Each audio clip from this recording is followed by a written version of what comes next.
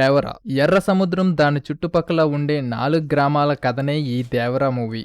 దేవరా ఆ 4 గ్రామాల్ని కాపాడే వ్యక్తిగా, బైరా దానిని చెడగొట్టే వాడిగా నటించారు. ప్రతి సినిమాలో న్యాయం కాపాడే విషయంలో అన్యాయం గెలిచి మళ్ళీ సినిమా చివరిలో ఓడిపోతుంది. సో మనం గత సినిమాల్లో చాలా కథల్లో చూసేశాం, కానీ అది స్క్రీన్ ప్లేలో మలుపులలో ఎలా ఎంత ఇంట్రెస్టింగ్ గా చెప్పారనేది సినిమాని తారాస్థాయికి తీసుకెళ్తుంది. కొరటాల శివ గత చిత్రాల ప్రభావం దేవరా మీద గట్టిగా కనిపించింది. ప్రెడిక్టబుల్ స్టోరీ సినిమాని లాగ్ చేసింది. కామన్ ఆడియన్స్ కి నెక్స్ట్ ఏం జరుగుతుందో అనే ఆసక్తి రేపాలి, కానీ అది సినిమాలో లోపించింది. ప్రతి సీన్ కి దేవరాని చూపించే సీరియస్ యాక్టింగ్ ఆద్యంతం ఉండలేకపోయింది. కొన్ని సీన్స్ లో దేవరాని మరీ అతిగా చూపించారు. ఫిజికల్ స్టామినాని, ఫిజిక్స్ ని పక్కన పెట్టి ఎలివేట్ చేయడానికి చూపించారు. ఈ కథని ప్రకాష్ రాజ్ ఎక్స్ప్లెయిన్ చేయటం అంతవరకు బాగానే ఉన్నా మధ్య మధ్యలో బ్రేక్ చేయటం ఫ్లో ఉన్న కథకి డిస్టర్బెన్స్ లా ఉంటుంది. యాక్షన్ డ్రామాని బ్యాలెన్స్ చేయడంలో ఫెయిల్ అయింది.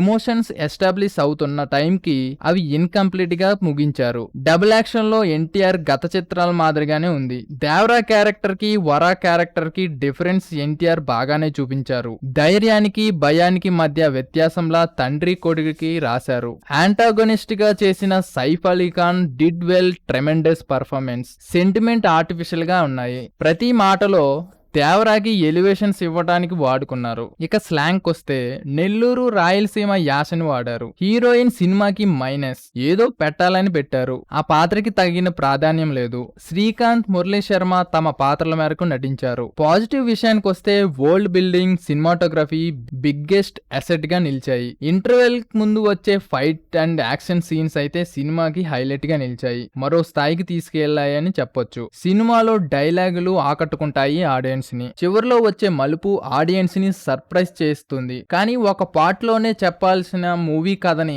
2 పార్ట్లుగా చెప్పాలనుకోవడం అది ఆడియన్స్ పేషెన్స్ కి పరీక్ష లాంటిదే. ఓవరాల్ గా it's a routine predictable rod story movie. Fans కి ఇది నచ్చొచ్చు, ఎందుకంటే 6 సంవత్సరాల తర్వాత వచ్చిన ఈ మూవీ ఫ్యాన్స్ కి ఫీస్ట్ లాంటిది. రివ్యూ గానీ నచ్చితే like, share, comment and subscribe to Rummy tiles.